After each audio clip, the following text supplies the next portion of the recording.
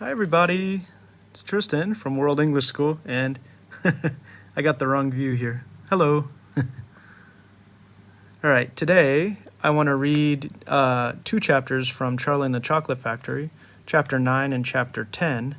And Chapter 9 is called Grandpa Joe Takes a Gamble.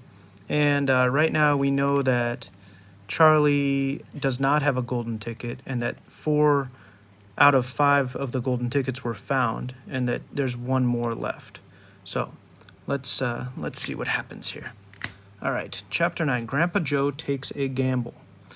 The next day, when Charlie came home from school and went in to see his grandparents, he found that only Grandpa Joe was awake. The other 3 were all snoring loudly. "Shh," whispered Grandpa Joe, and he beckoned at Charlie to come closer. Charlie tiptoed over and stood beside the bed.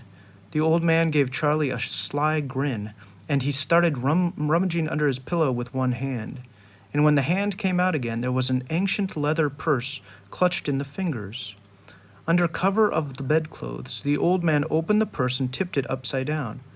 Out fell a single silver sixpence. What's a sixpence? It's a coin, I think, isn't it? "It's my secret hoard," he whispered. "The others don't know I've got it.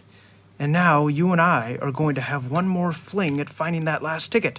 How about it, eh? But you'll have to help me." "Are you sure you want me to spend the money on that, Grandpa?" Charlie whispered. "Of course I'm sure," spluttered the old man excitedly. "Don't stand there arguing. I'm as keen as you are to find that ticket. Here, take the money and run down the street to the nearest shop and buy the first Wonka bar you see and bring it straight back to me, and we'll open it together." Nice grandpa, huh? Charlie took the little silver coin and slipped quickly out of the room. In 5 minutes, he was back. "Have you got it?" whispered Grandpa Joe, his eyes shining with excitement. Charlie nodded and held out his bar of chocolate. "Wonka's Nutty Crunch Surprise," it said on the wrapper. "Good," said the old man, sitting up in bed and rubbing his hands. "Now, come over here and sit close to me, and we'll open it together. Are you ready?" "Yes," Charlie said, "I'm ready." "All right, you tear off the first bit." "No," Charlie said, you paid for it. You do it all." The old man's fingers were trembling most terribly as they fumbled with the wrapper. He's excited, isn't he? "We don't have a hope, really," he whispered, giggling a bit. "You do know that we don't have a hope, don't you?" "Yes," Charlie said, "I know that." They looked at each other, and both started giggling nervously. "Mind you," said Grandpa Joe, "there is just that tiny chance that it might be the one. Don't you agree?" "Yes," Charlie said. "Of course. Why don't you open it, Grandpa?" "All in good time, my boy. All in good time." "Which end do you think I ought to open first?" "That corner, the one furthest from you. Just tear off a tiny bit, but not quite enough for us to see anything." "Like that?" said the old man. "Yes. Now a little bit more." "You finish it," said Grandpa Joe. "I'm too nervous." "No, Grandpa, you must do it yourself." "Very well, then. Here goes." He tore off the wrapper. They both stared at what lay underneath. It was a bar of chocolate, nothing more. All at once they both saw the funny side of the whole thing, and they burst into peals of laughter. "What on earth's going on?" cried Grandpa Josephine, waking up suddenly. "Nothing," said Grandpa Joe. "You go back to sleep." So there was no ticket. Well, too bad.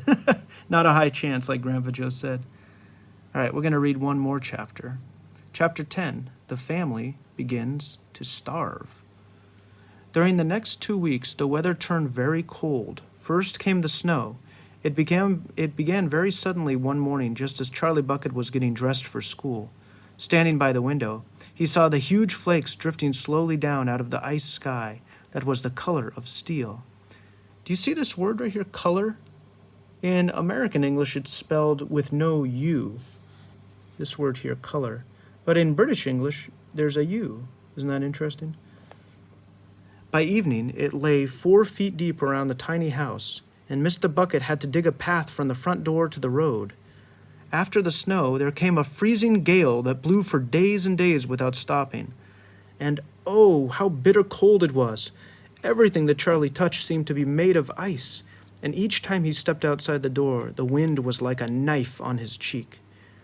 Inside the house, little jets of freezing air came rushing in through the sides of the windows and under the doors, and there was no place to go to escape them. The 4 old ones lay silent and huddled in their bed, trying to keep the cold out of their bones. The excitement over the golden tickets had long since been forgotten. Nobody in the family gave a thought now to anything except the 2 vital problems of trying to keep warm and trying to get enough to eat. There is something about very cold weather that gives one an enormous appetite. Most of us find ourselves beginning to crave rich, steaming stews and hot apple pies and all kinds of delicious, warming dishes. And because we are all a great deal luckier than we realize, we usually get what we want, or near enough. But Charlie Bucket never got what he wanted because the family couldn't afford it. And as the cold weather went on, he became ravenously and desperately hungry. Both bars of chocolate, the birthday one and the one Grandpa Joe had bought, had long since been nibbled away, and all he got now were those thin, cabbagey meals 3 times a day. Wow. Then, all at once, the meals became even thinner. The reason for this was that the toothpaste factory, the place that where Mr. Bucket worked, suddenly went bust and had to close down. Quickly, Mr. Bucket tried to get another job, but he had no luck. In the end, the only way in which he managed to earn a few pennies was by shoveling snow in the streets, but it wasn't enough to buy even a quarter of the food that 7 people needed. The situation became desperate. Breakfast was a single slice of bread for each person now, and lunch maybe half a boiled potato.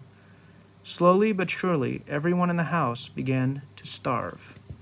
And every day, little Charlie Bucket, trudging through the snow on his way to school, would have to pass Mr. Willy Wonka's giant chocolate factory. And every day, as he came near to it, he would lift his small pointed nose high in the air and sniff the wonderful sweet smell of melting chocolate.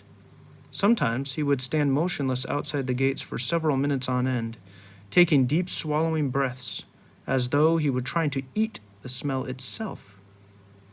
"That child, said Grandpa Joe, poking his head up from under the blanket one icy morning. "That child has got to have more food. It doesn't matter about us. We're too old to bother with. But a growing boy? He can't go on like this. He's beginning to look like a skeleton." "What can one do?" murmured Grandpa Josephine miserably. "He refuses to take any of ours. I heard his mother tried to slip her own piece of bread onto his plate at breakfast this morning, but he wouldn't touch it. He made her take it back." "He's a fine little fellow," said Grandpa George. "He deserves better than this." The cruel weather went on, and every day Charlie Bucket grew thinner and thinner. His face became frighteningly white and pinched. The skin was drawn so tightly over his cheeks that you could see the shapes of the bones underneath. It seemed doubtful whether he could go on much longer without becoming dangerously ill. And now, very calmly, with that curious wisdom that seems to come so often to small children in times of hardship, he began to make little changes here and there in some of the things that he did, so as to save his strength. In the mornings, he left the house 10 minutes earlier so that he could walk slowly to school, without ever having to run. He sat quietly in the classroom during breaks, resting himself, while the others rushed outdoors and threw snowballs and wrestled in the snow. Everything he did now, he did slowly and carefully to prevent exhaustion. Then, one afternoon, walking back home with the icy wind in his face, and incidentally feeling hungrier than he had ever felt before, his eye was caught suddenly by something silvery lying in the gutter in the snow. Charlie stepped off the curb and bent down to examine it.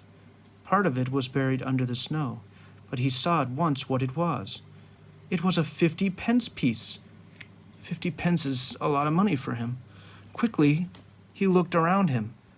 Had somebody just dropped it?